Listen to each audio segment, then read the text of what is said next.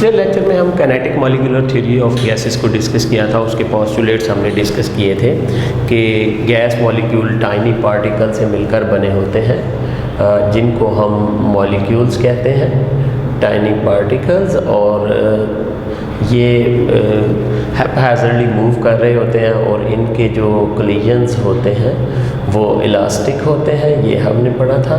फिर हमने कहा था आइडियल गैस के लिए there are no forces of attraction, ठीक है, forces of attraction for ideal gas हम ये कहते हैं, अलग फोर्सेस ऑफ अट्रैक्शन होती हैं। फिर हम कहते हैं volume occupied by gas molecules is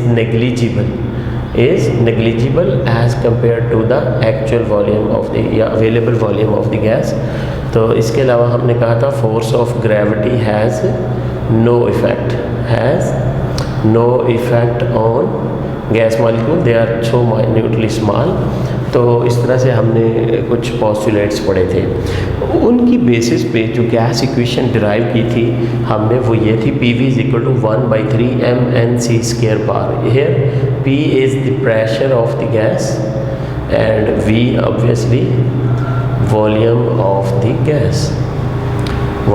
of the gas।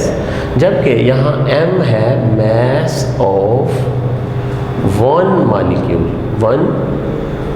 molecule of the gas, और ये जो N है that is number of gas molecules, total कितनी है, नंबर ऑफ गैस मॉलिक्यूल। इसको हम एवोगैड्रोस के इक्वल रख के 1 मोल के लिए गैस को हम फाइंड कर सकते हैं इसकी values. C² bar is mean square velocity. Here क्या है, मीन स्क्वायर वेलोसिटी। तो हम जो हमें एंड एक्सप्रेशन आता है हमारे पास KMT का, वो आता है PV = 1/3 mNc² bar। हम इसकी फर्दर डेरिवेशंस जो हैं उनके बारे में हमें सिर्फ एक्सप्रेशंस का पता होना चाहिए। मेन एक होता है root mean square velocity, that is equal to 3RT/m। ये हमने उसका जस्ट फाइनल एक्सप्रेशन लिखा हुआ है। इसी तरह एवरेज वेलोसिटी अगर करें तो 8RT/m इसका एक्सप्रेशन आएगा फाइनल। मोस्ट प्रोबेबल वेलोसिटी की बात करें तो 2RT/m। Root mean square velocity जो कि हमें इस्तेमाल करना होगी कहीं ना कहीं। यहाँ आपसे कोई MCQs पूछा जाएगा कि 2 गैसेस हैं तो उनकी रूट मीन स्क्वायर वेलोसिटी क्या होगी। डिफरेंट टेम्परेचर्स दिए जा सकते हैं, आपको कंपैरिजन करवाया जा सकता है कि इक्वल होगी, ज़्यादा होगी, कम होगी। तो एक बात याद रखिए, root mean square velocity is equal to है 3RT/m। अच्छा, इसको हम 3PV/m में क्यों चेंज कर रहे हैं? हमें पता है according to gas equation PV = nRT। RT अगर हम N1 पुट कर दें तो RT will be equal to PV। तो बेसिकली इस RT की जगह हमने PV पुट करके ये वाली इक्वेशन डिराइव कर ली। अब अगर इस इक्वेशन में ये वाली इक्वेशन 3PV को V हम 3PV इसको हम चेंज करते हैं। अगर हम V को नीचे ले आओ, M/V कर दो, तो M/V किसके इक्वल होता है, that is equal to density. तो हम इस PV का V नीचे लेके आएंगे तो ये डेंसिटी में चेंज हो जाएगा। तो ये 3 एक्सप्रेशंस हमारे पास डिफरेंट आ रहे हैं for root mean square velocity. अब कहता है जी 2 गैसेस हैं आपके पास, एक है हाइड्रोजन गैस और दूसरा है ऑक्सीजन गैस। कहता है इसमें टेम्परेचर हाइड्रोजन 50 केल्विन पे है और ऑक्सीजन आपके पास 800 केल्विन पे है। आपने दोनों की root mean square velocity find करनी है। अगर आप root mean square velocity find करने जाएं तो यकीनन आप 3RT/m का फार्मूला लगाओ। 3RT/m √ इज़ इक्वल टू है 3RT/m √ यहाँ 3 की वैल्यू पुट कर दो जी, 3 R की वैल्यू तो वही रहेगी जो गैस की है। यहाँ टेम्परेचर है 50 केल्विन/m होल √ और यहाँ मोलर मास हाइड्रोजन का पुट कर दो आप, वो कितना है जी 2। इस केस 3R फैक्टर हो गया, यानी R की वैल्यू इधर और इधर दोनों तरफ कांस्टेंट है, तो हम इसको R ही लिख लेते हैं। यहाँ पे टेम्परेचर 800 केल्विन है over molar mass of the oxygen is 32। अगर आप यहाँ पे देखो तो ये कैंसिलेशन हो जाएगी, तो 75R आ जाएगा आपके पास। और इसको भी अगर आप कैंसिल करें तो अल्टीमेटली जो आपके पास आंसर आएगा वो भी 75R ही होगा after cancellation.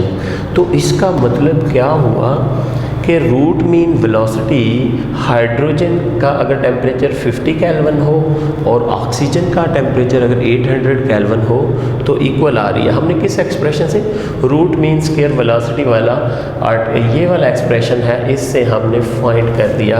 This is how you can find the root mean square velocity of two different gases at different temperatures. हमारी KMT का एक पोस्टुलेट है, average kinetic energy of the gas molecule is directly proportional to absolute temperature. ठीक है, इसके लिए जो expression है E के equal to 3RT over 2NA हमारे पास फाइनल एक्सप्रेशन आता है एवरेज काइनेटिक एनर्जी का, जो कि काइनेटिक मॉलिक्यूलर थ्योरी का एक पोस्टुलेट है। Average kinetic energy, find average kinetic energies of helium at CH4 at 25 centigrade. अगर आपको एक्सप्रेशन आता है भाई दो गैसेज हैं, इसका मास 4 है, इसका मास 16 है, तो एवरेज काइनेटिक एनर्जी हम एक्सपेक्ट कर रहे हैं कि शायद इसकी ज़्यादा होगी या क्या होगी, अभी हम फाइंड करके देख लेते हैं। एवरेज काइनेटिक एनर्जी इस वाले फार्मूले में हम वैल्यूज़ पुट कर देते हैं।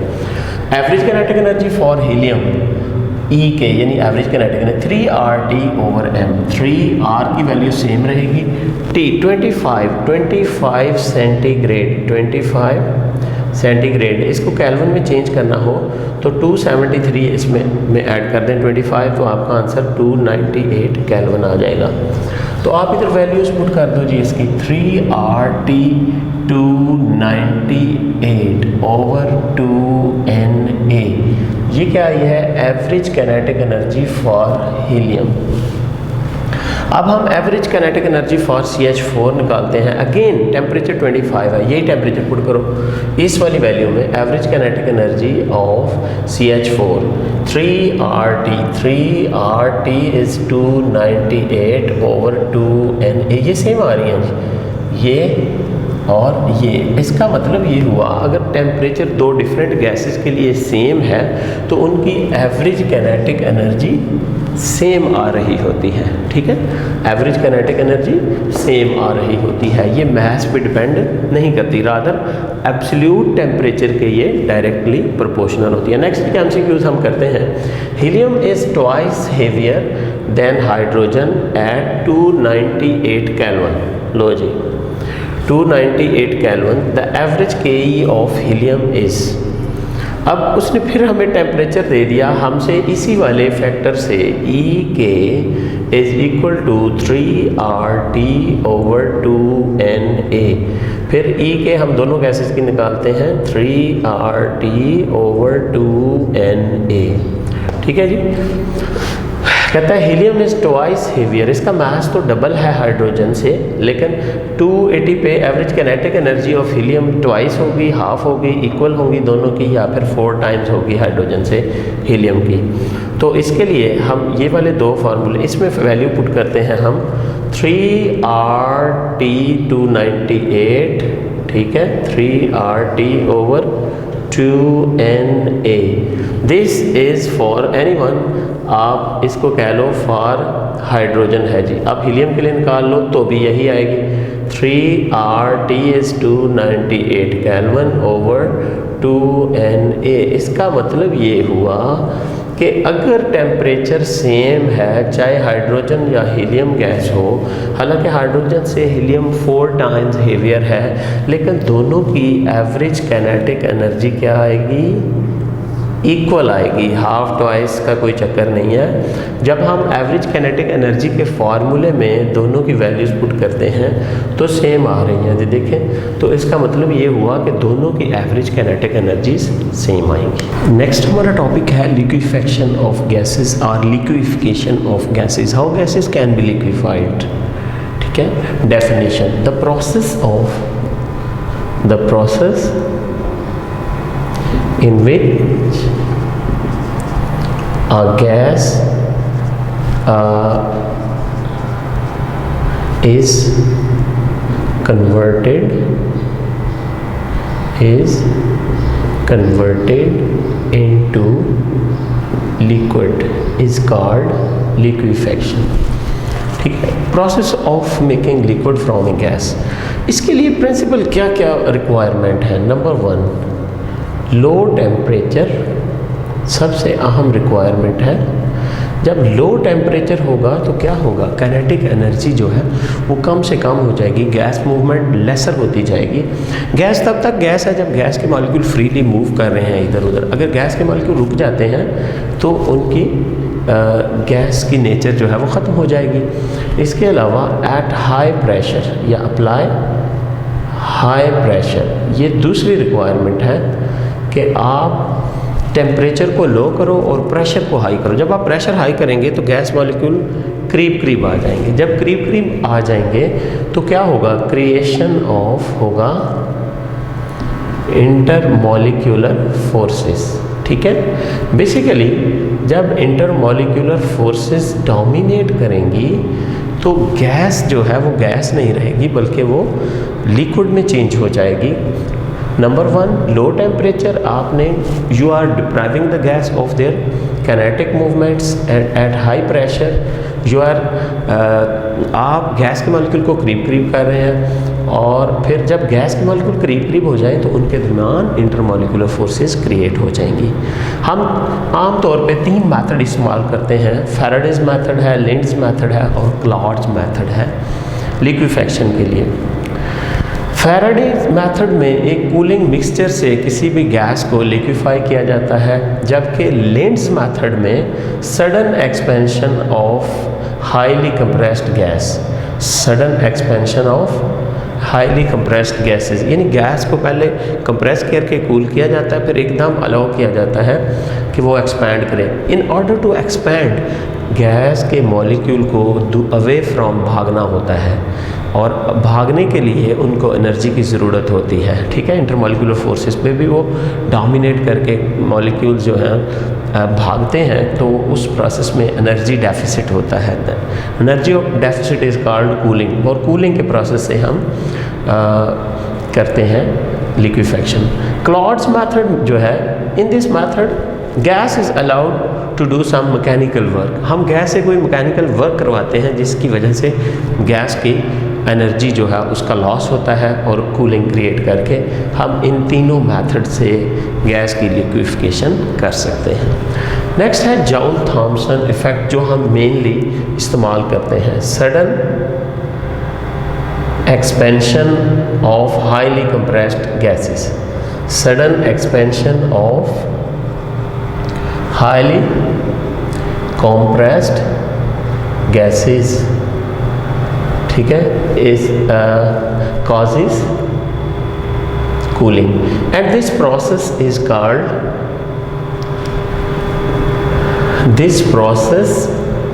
is called Joule-Thomson effect, ठीक है जी। अब हम जब लिक्विफेक्शन कर रहे होते हैं तो हमें कुछ सर्टन टर्म्स जो हैं उनका पता होना चाहिए। सबसे पहले तो हमें क्रिटिकल टेम्परेचर का पता होना चाहिए। द टेम्परेचर, ठीक है, above which no gas can be liquefied, above which no gas can be liquefied, यानी इस टेम्परेचर से अगर ज़्यादा टेम्परेचर हो गया, no gas can be liquefied, तो फिर आप गैस को लिक्विफाई नहीं कर सकते। मसलन it is 31.1 centigrade for CO2, this is called critical temperature TC, ठीक है। अगर आप 32 टेम्परेचर कर दें तो गैस को आप बिल्कुल भी लिक्विफाई नहीं कर सकते। या the highest temperature at which a substance can exist as a liquid, आप ये भी कह सकते हैं इस टर्म में। अब है critical pressure, pressure required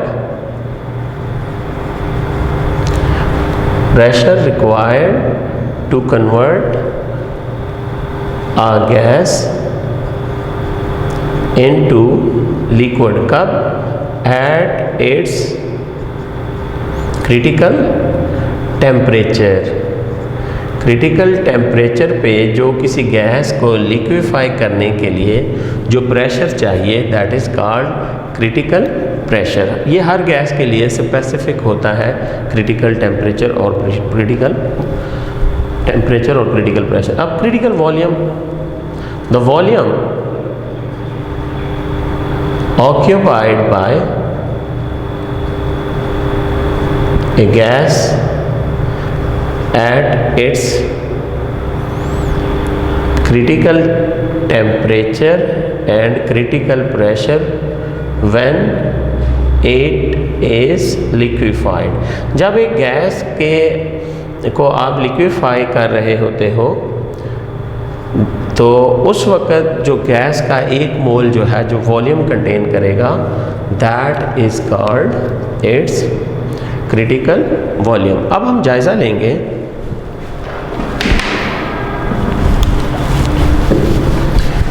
factors कौन कौन से हैं जो असर अंदाज होते हैं लिक्विफैक्शन ऑफ गैसेस के लिए, कौन कौन से फैक्टर का हमें जायज़ा लेना होगा। ये 3 फैक्टर हैं बेसिकली। फैक्टर इफेक्टिंग लिक्विफैक्शन,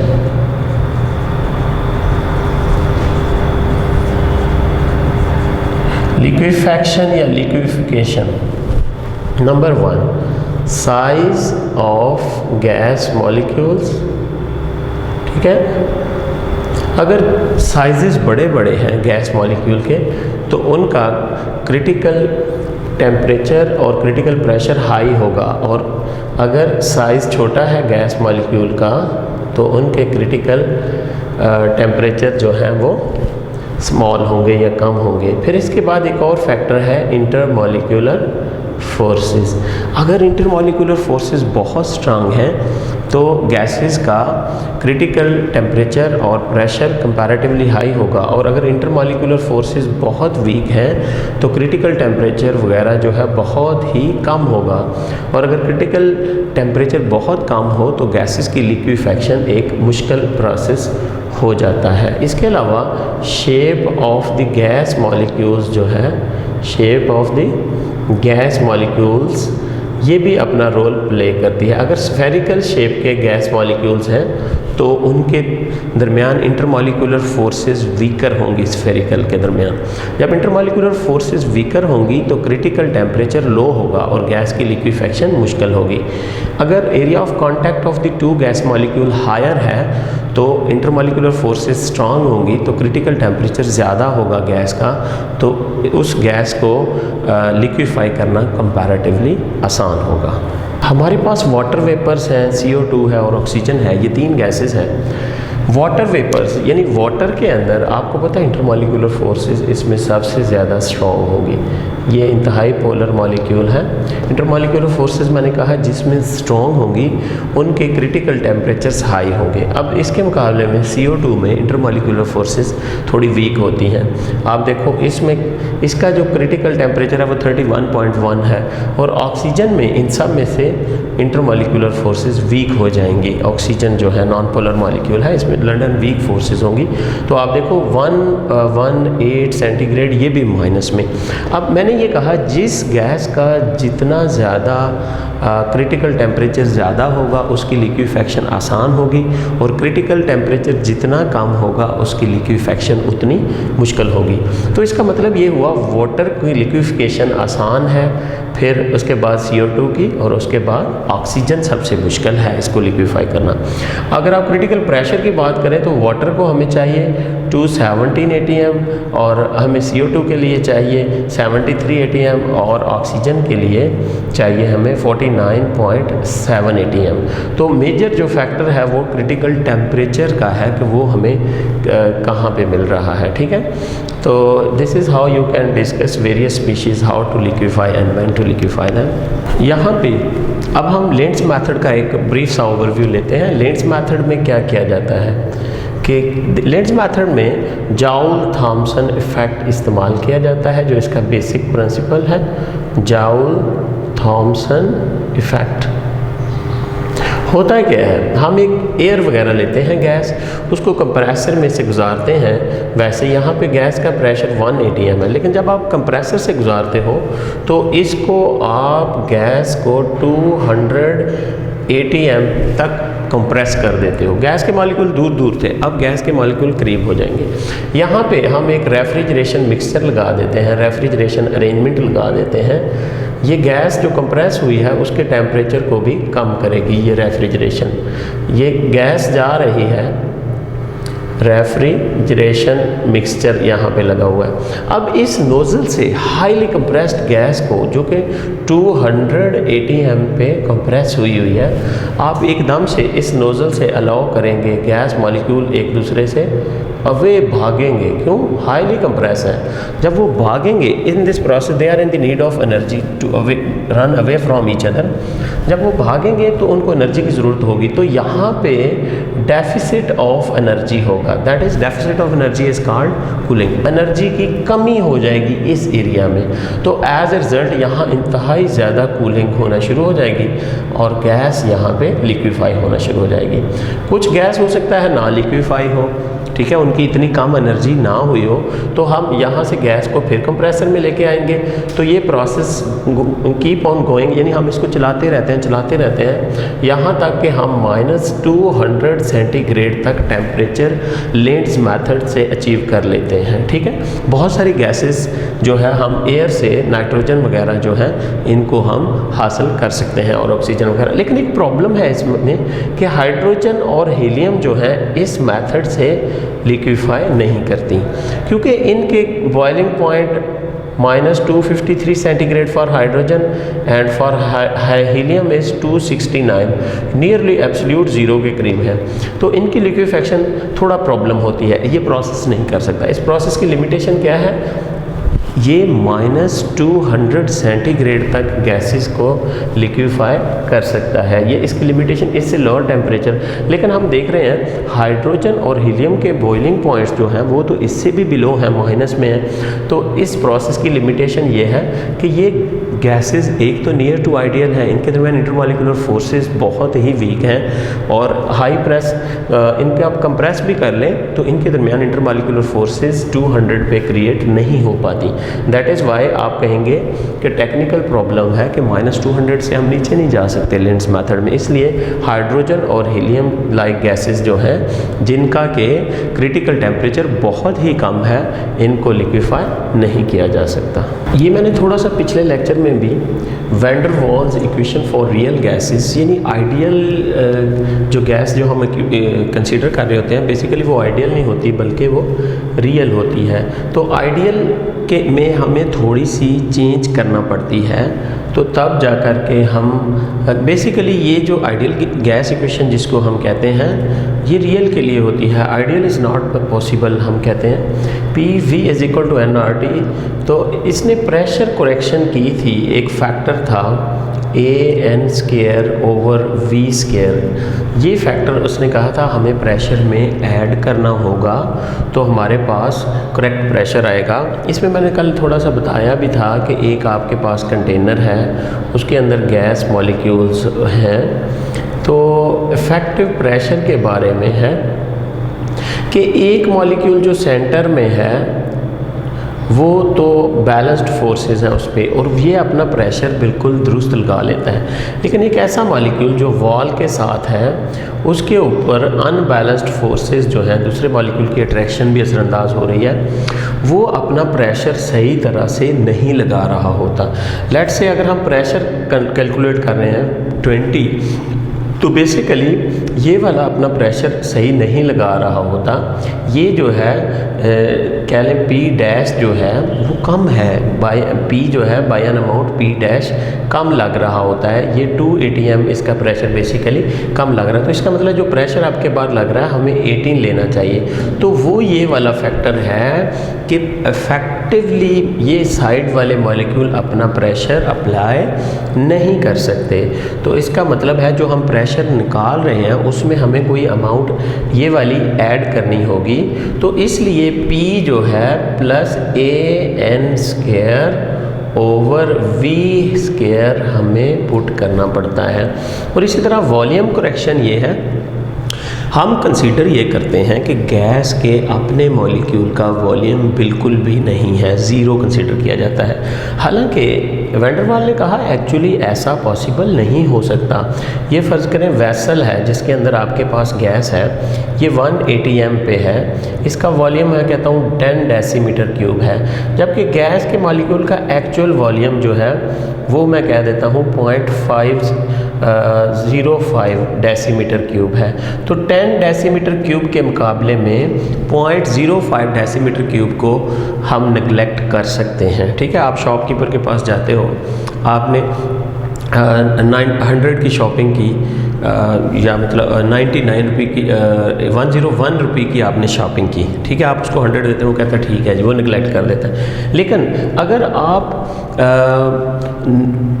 यानी 11 रुपये की शॉपिंग करो तो आपको 10 रुपये दे दें, तो ये थोड़ा पॉसिबल नहीं होता, मार्जिन कम हो गया। इसी तरह अगर आप हाई प्रेशर डाल दो इस गैस पे, इसका वॉल्यूम रह जाए 1 decimetre cube, eight high pressure volume become significant.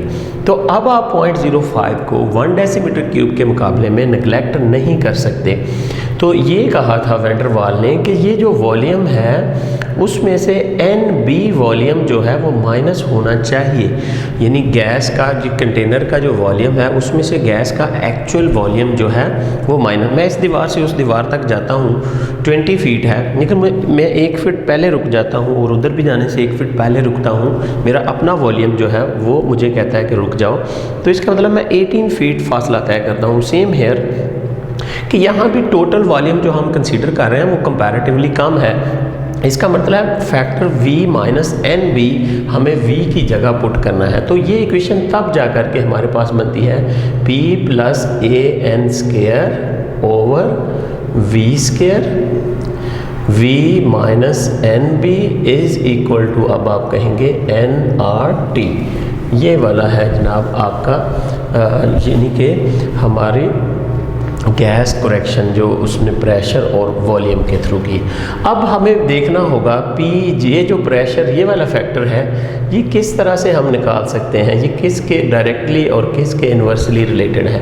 कहता है ये जो डिक्रीज़ इन प्रेशर आ रही है ये वाली, वो A के डायरेक्टली प्रोपोर्शनल है और नंबर ऑफ मोल के डायरेक्टली प्रोपोर्शनल है, जबकि ये डिक्रीज़ इन प्रेशर जो हो रहा है that is inversely proportional to the volume.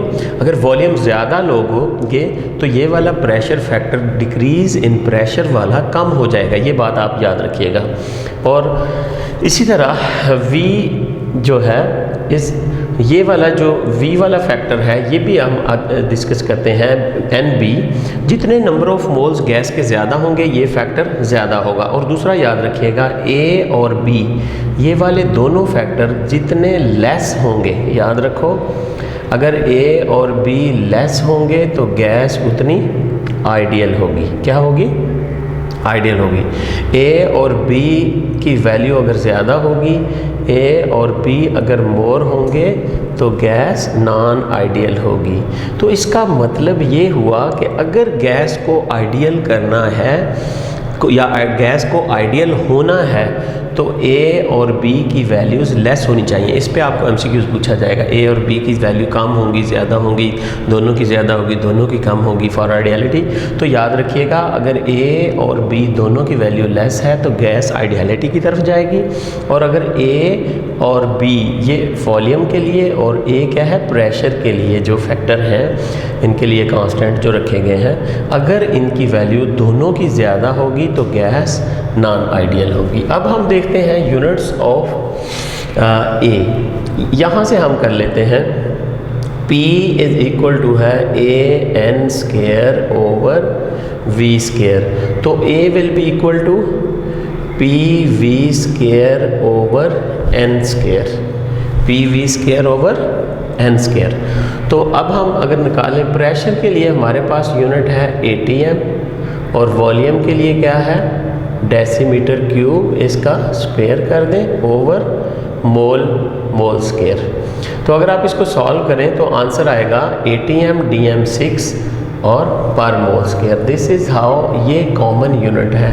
आपसे वो पूछ सकता है derive common units for pressure correction constant A। अगर वो कहता है derive SI units for pressure correction, तो हमें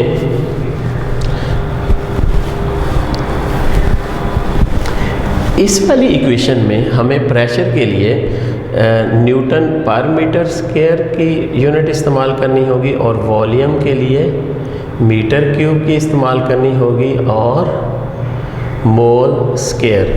तो अब अगर हम इसका आंसर देखें तो क्या आना चाहिए, ठीक है। तो प्रेशर के लिए हमारे पास न्यूटन पर मीटर स्क्वायर और वॉल्यूम के लिए हमारे पास मीटर क्यूब का स्क्वायर करना होगा ओवर मोल स्क्वायर। तो मीटर 6 हो जाएगा, -2 अगर हो जाए तो NM4 आ जाएगा आपके पास अगर आप इसको सॉल्व करें। और मोल स्क्वायर जो है पर मोल स्क्वायर, ये हमारे पास SI डायमेंशंस हैं for the value of pressure correction A जो है उसका जो कांस्टेंट है।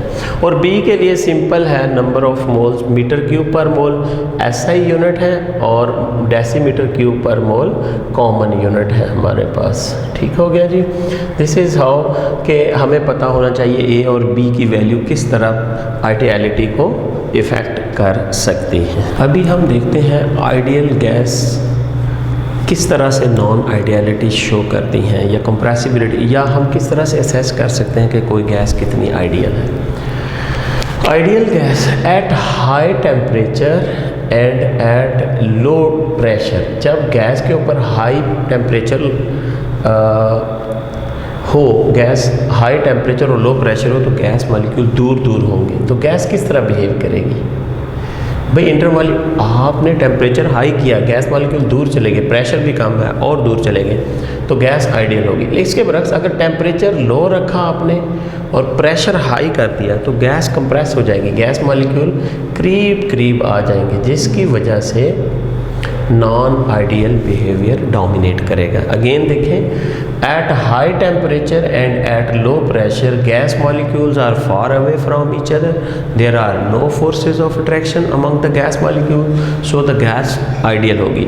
जबकि लो टेम्परेचर और हाई प्रेशर पे गैस के मॉलिक्यूल करीब करीब आ जाते हैं और दूसरा जो है प्रेशर हाई होने की वजह से, करीब आने की वजह से उनके दरमियान इंटरमॉलिक्यूलर फोर्सेस क्रिएट हो जाती हैं, तो गैस आइडियल नहीं रहती बल्कि नॉन आइडियल हो जाती है।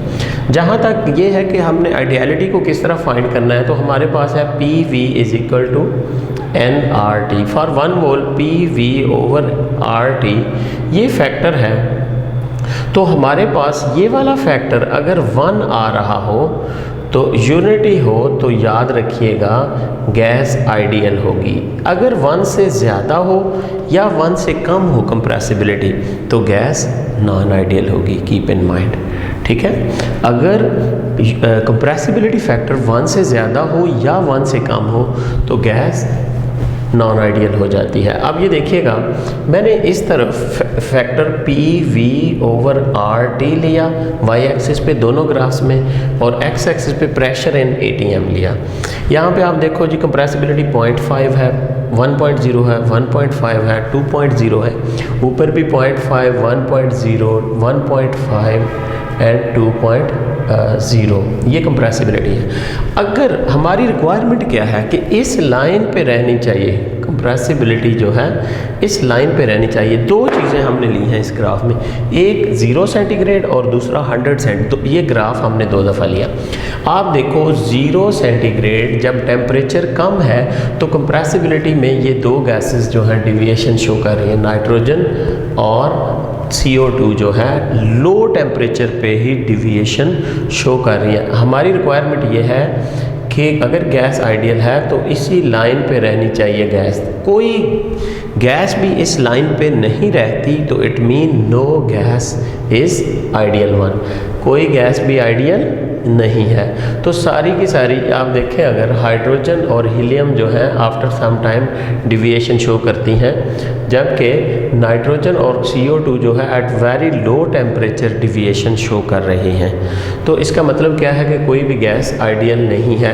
लो टेम्परेचर पे जब आप देखते हैं कि एक ये वाला डिविएशन आ रहा है और लो प्रेशर है तब, लेकिन दूसरा डिविएशन अगर आप 100 सेंटीग्रेड पे देखें तो लो टेम्परेचर वाला डिविएशन थोड़ा कम हो गया है एट 100 सेंटीग्रेड, लेकिन ये वाला एट हाई प्रेशर डिविएशन वैसे का वैसा है। तो इसका मतलब ये है कि गैसेस जो हैं डिविएशन कब शो करती हैं, एक तो वो लो टेम्परेचर पे और दूसरा हाई प्रेशर पे डिविएशन शो करती हैं। तो ये ग्राफ हमें ये बता रहा है कि 1 की लाइन के ऊपर कोई भी गैस इसके ऊपर नहीं जा रहा ग्राफ, तो इसका मतलब है कोई भी गैस आइडियल नहीं है। तमाम की तमाम गैसेस जो हम डिस्कस कर रहे होते हैं बेसिकली वो रियल गैसेस होती हैं। अब हम देखते हैं कि आइडियलिटी से नॉन आइडियल की तरफ जो चीज़ लेके जाती है, आइडियल बिहेवियर जो है, क्यों भाई, नॉन आइडियल बिहेवियर जो है इज़ इक्वल टू है नंबर ऑफ बॉन्ड्स के, डायरेक्टली प्रोपोर्शनल टू है। अगर किसी गैस में नंबर ऑफ बॉन्ड्स ज़्यादा होंगे तो वो ज़्यादा नॉन आइडियल बिहेवियर होगी। इसी तरह नॉन आइडियल बिहेवियर जो है वो आपके मॉलिक्यूलर मास के भी डायरेक्टली प्रोपोर्शनल होता है, याद रखिएगा। नॉन आइडियल बिहेवियर जो है मॉलिक्यूलर मास के भी डायरेक्टली प्रोपोर्शनल। अगर किसी गैस हाइड्रोजन या हीलियम जिनका मॉलिक्यूलर मास बहुत कम है तो वो आइडियल होती हैं, लेकिन अगर मॉलिक्यूलर मास बढ़ाना शुरू करें आप CO2 और SO2 की तरफ जाएं तो नॉन आइडियल बिहेवियर बढ़ना शुरू हो जाता है। इसी तरह नॉन आइडियल बिहेवियर जो है वो बढ़ता है किससे, आप नॉन आइडियल बिहेवियर जो है पोलर नेचर की वजह से भी बढ़ता है। अगर आपके पास कोई गैस इंतहाई पोलर है, ठीक है, मसलन अमोनिया गैस है, तो गैस के अंदर जो पोलैरिटी होती है, पोलर नेचर जो है वो डायरेक्टली प्रोपोर्शनल है नॉन आइडियल बिहेवियर के। आपको कहा जाए नाइट्रोजन और अमोनिया में से कौन सी गैस जो है नॉन आइडियल ज़्यादा है, तो अमोनिया ज़्यादा नॉन आइडियल होगी, जबकि N2 के अंदर पोलैरिटी नहीं है, इसलिए ये पोलर आइडियल होगी। अब याद रखिएगा हाइड्रोजन और हीलियम कंपैरेटिवली ज़्यादा आइडियल हैं as compare to oxygen and nitrogen. फिर इसी तरह मैं कहता हूँ अमोनिया है मेरे पास और SO2 है अगर मेरे पास, तो ये नाइट्रोजन और ऑक्सीजन ज़्यादा आइडियल है as compare to ammonia and SO2 gas. जैसे जैसे गैस का मास और उसकी पोलैरिटी बढ़ती है उसके अंदर नॉन आइडियल बिहेवियर बढ़ता जाता है। लो जी, हम एक कंपैरिजन करते हैं आइडियल गैस और नॉन आइडियल के दरमियान। अगर हम देखें तो ideal gas obeys all gas laws, obeys all gas laws, जबकि non ideal do not obey gas laws, ठीक है, कम्प्लीटली।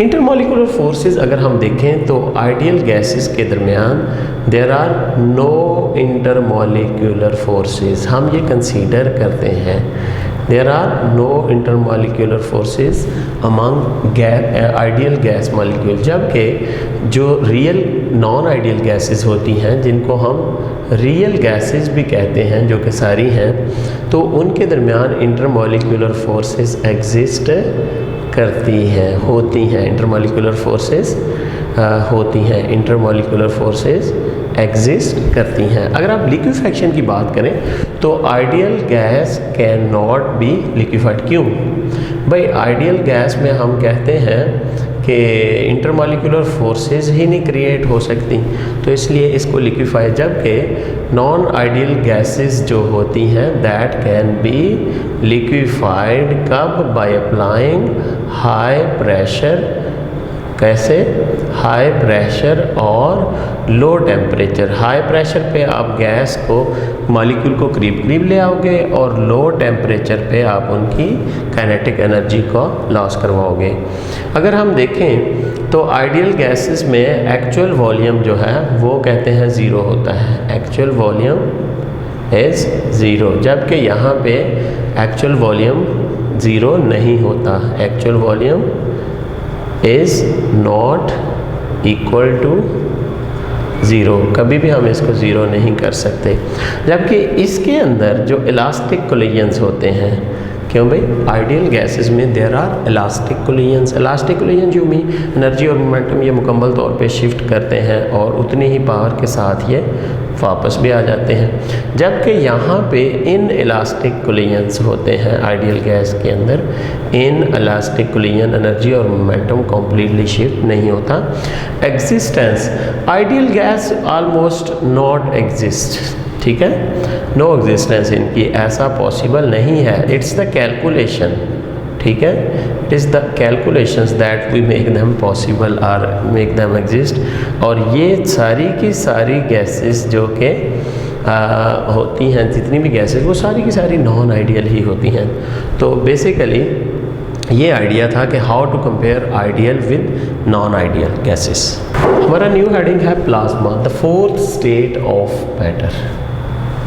आमतौर पे तो हम पढ़ते हैं गैस, लिक्विड्स और सॉलिड्स, लेकिन ये फोर्थ स्टेट ऑफ मैटर है। इंटरेस्टिंग इज़ दैट कि ये बहुत बाद में डिस्कवर हुआ, लिक्विड, गैसेस और सॉलिड्स वगैरह के।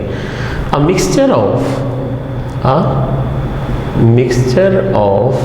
Ions, electrons and neutral atoms is called plasma. Plasma कैसे बन सकता है जी?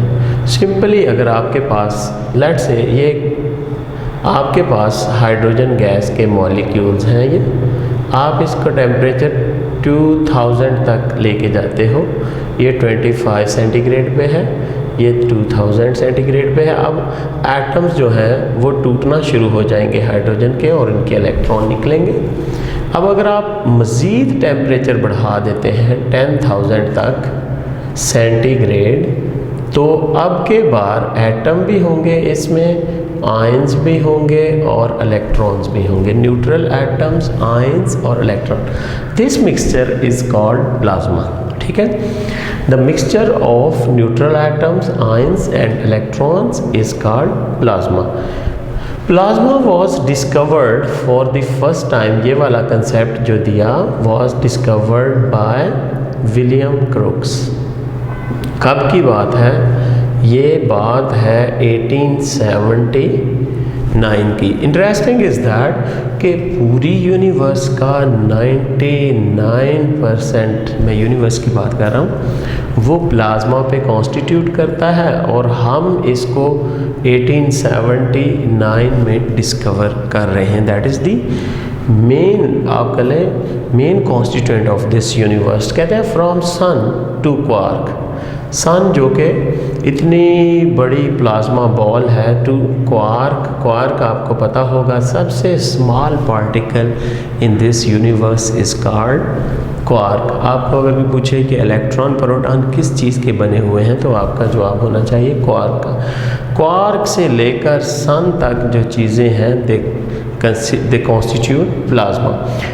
नेचुरल प्लाज्मा क्या है? आमतौर पे natural plasma low temperature vacuum पे होता है, लो टेम्परेचर वैक्यूम पे ये एग्जिस्ट करता है, ठीक है जी। लो टेम्परेचर वैक्यूम पे नेचुरल प्लाज्मा ज़मीन के अंदर पाया जा सकता है। आर्टिफिशियल प्लाज्मा जो है ये आम तौर पे हाई टेम्परेचर पे एग्जिस्ट करता है। आप एक मिक्सचर नियॉन गैस का लेते हो, उसमें से हाई वोल्टेज गुजारो, तो वो आर्टिफिशियल प्लाज्मा की एक एग्ज़ाम्पल है, ठीक है जी। हाई टेम्परेचर करने पर नियॉन जो है वोल्टेज गुजारने पर आर्टिफिशियल प्लाज्मा में चेंज हो जाता है। करेक्टरिस्टिक्स ऑफ अगर प्लाज्मा की बात करें तो it can produce electric and magnetic field, produce electric and magnetic fields from within the plasma density, अपने प्लाज्मा डेंसिटी के अंदर से, from with in the plasma density. हमने ये करैक्टरिस्टिक्स पहले बताई प्लाज्मा की कि इलेक्ट्रिक और मैग्नेटिक फील्ड अपने अंदर से ये पैदा कर सकता है। बट एक इंटरेस्टिंग बात ये है, इट इज़ मैक्रोस्कोपिकली न्यूट्रल। अगर आप इसकी थोड़ी मिकदार लें ज़्यादा तो ये बिल्कुल न्यूट्रल होता है। हालांकि आपको पता होना चाहिए ये चार्ज पार्टिकल से बना हुआ है, येट इट बिहेव्स न्यूट्रली, ठीक है। और इसकी सबसे अच्छी बात यह है मेटास्टेबल स्टेट।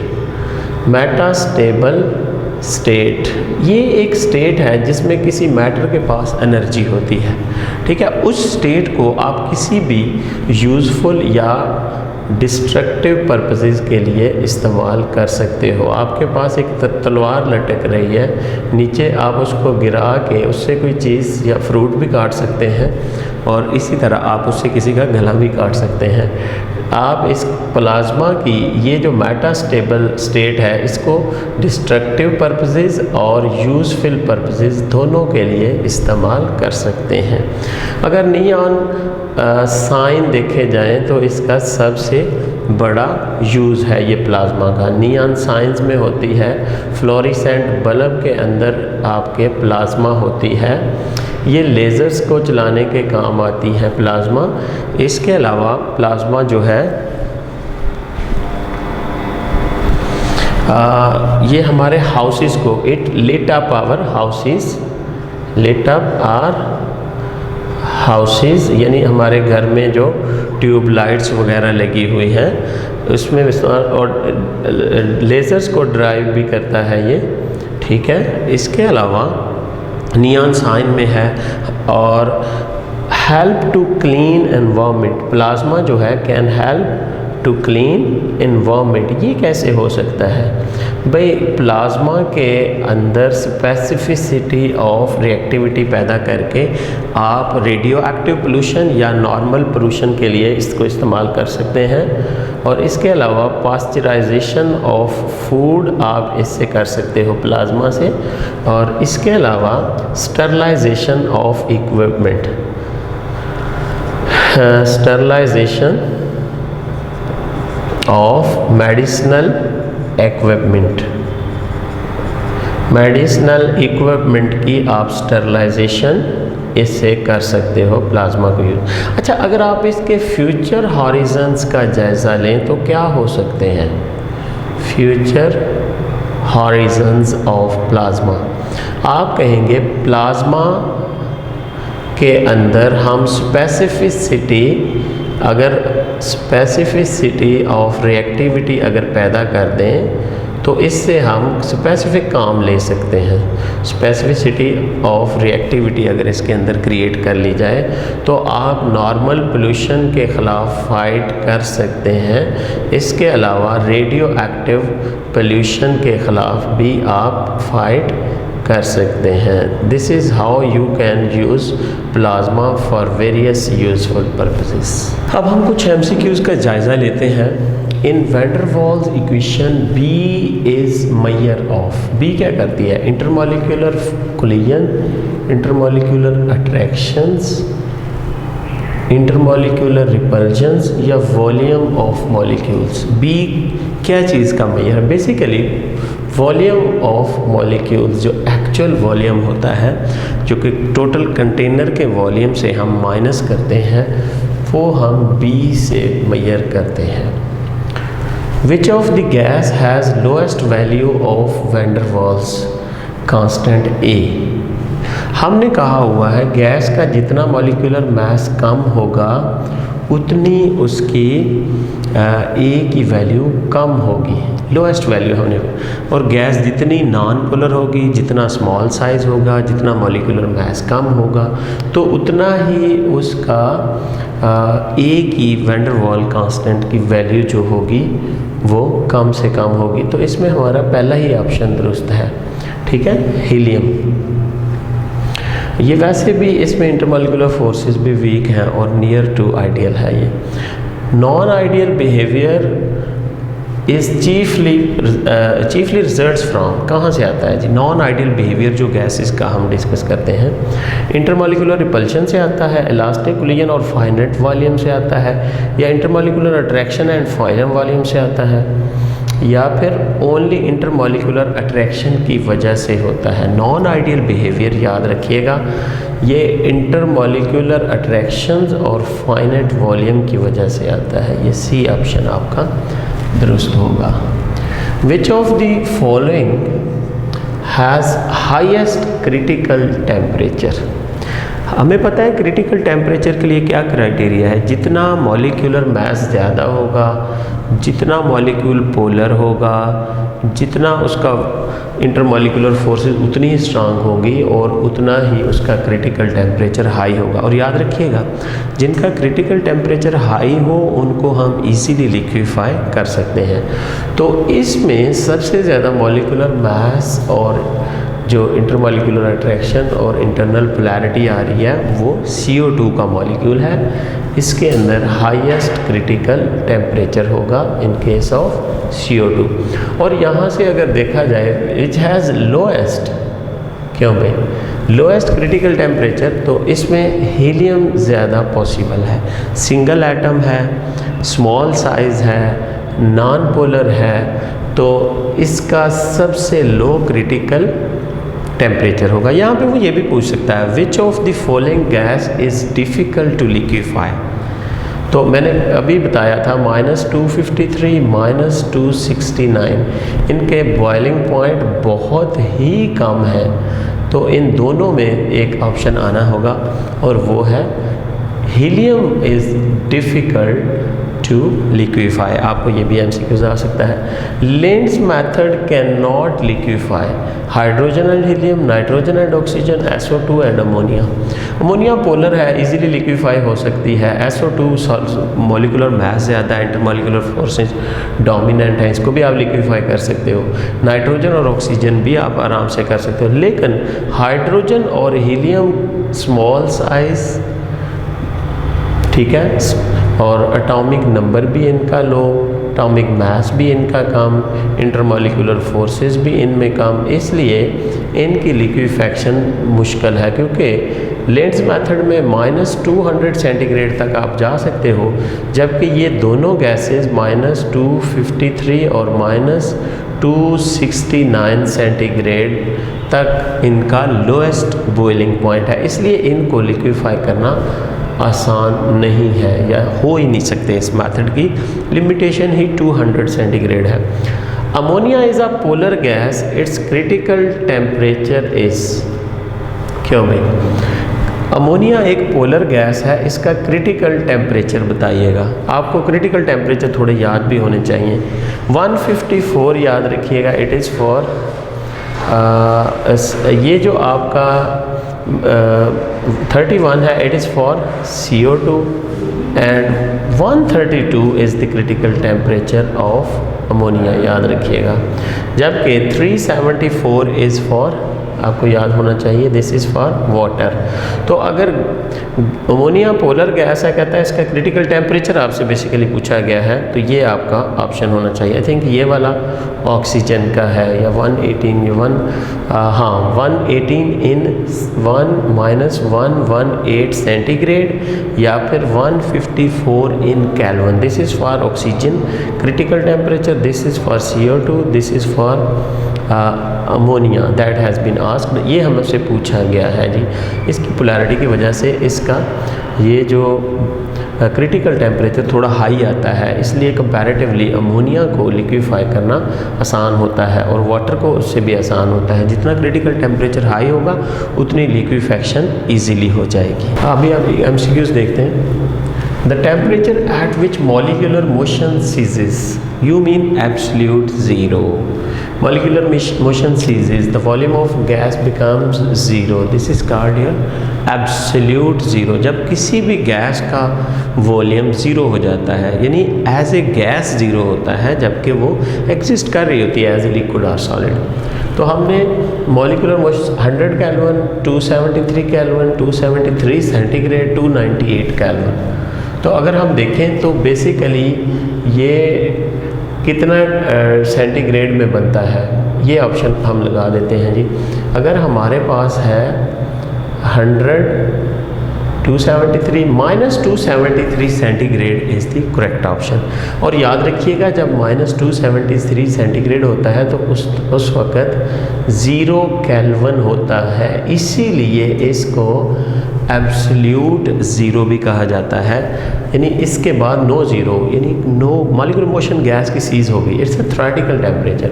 इसके साथ अगर आप 0.15 भी लिख लें तो ज़्यादा अच्छा हो जाएगा। जबकि ये 298 क्या है, रूम टेम्परेचर है, ये भी याद रखना। 25 सेंटीग्रेड अगर हम लिखें, इसमें 273 ऐड करें तो 298 आता है। ठीक हो गया।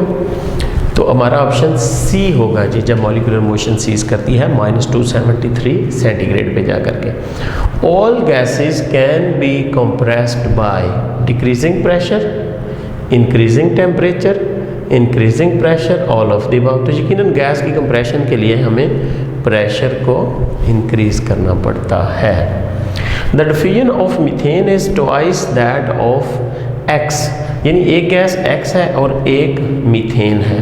तो हमारे पास फार्मूला क्या है, तो हमने फाइंड क्या करना है, मॉलिक्यूलर मास ऑफ X। तो हमारे पास क्या है, rate of methane over rate of X is equal to है molecular mass of X over molecular mass of methane. ये वाला फार्मूला है हमारा। तो आप अगर देखो methane is 2 time then that of X, इसका रेट ऑफ डिफ्यूजन कितना है, 2 टाइम। तो molecular mass of X we are to find and CH4 का कितना आ रहा है जी, मॉलिक्यूलर मास आपको पता होना चाहिए 16। ठीक हो गया जी। तो आप इसको जब सॉल्व करेंगे तो आपका आंसर 32 आ जाएगा। इधर भी स्क्वायर कर लें, उधर भी स्क्वायर कर लें, तो फिर आप इसको सॉल्व कर सकते हैं। ओके जी। तो अगर हम इधर भी स्क्वायर करें और इधर भी स्क्वायर करें तो ये क्या आ जाएगा, इसका स्क्वायर इससे कैंसिल हो जाएगा और ये 4 × 16 आएगा। तो इसका मतलब आंसर 64 होना चाहिए। ठीक हो गया जी। ओके जी। Which is correct formula to find the density of gas. D is equal to V/m direct हम करते हैं तो ये हमारा गलत होता है।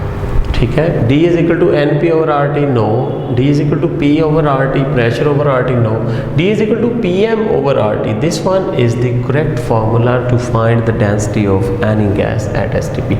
ठीक हो गया, PM/RT। अब density of gas is directly related to, किसके डायरेक्टली रिलेटेड है जी, volume at STP, molarity at STP, molecular mass at temperature. किसके डायरेक्टली, आप इस एक्सप्रेशन पे जाओ, डेंसिटी किसके डायरेक्टली रिलेटेड है, तो यहाँ पे यकीनन मॉलिक्यूलर मास जो है वो डायरेक्टली रिलेटेड यहाँ बन रहा है। तो हमारा ऑप्शन C होगा।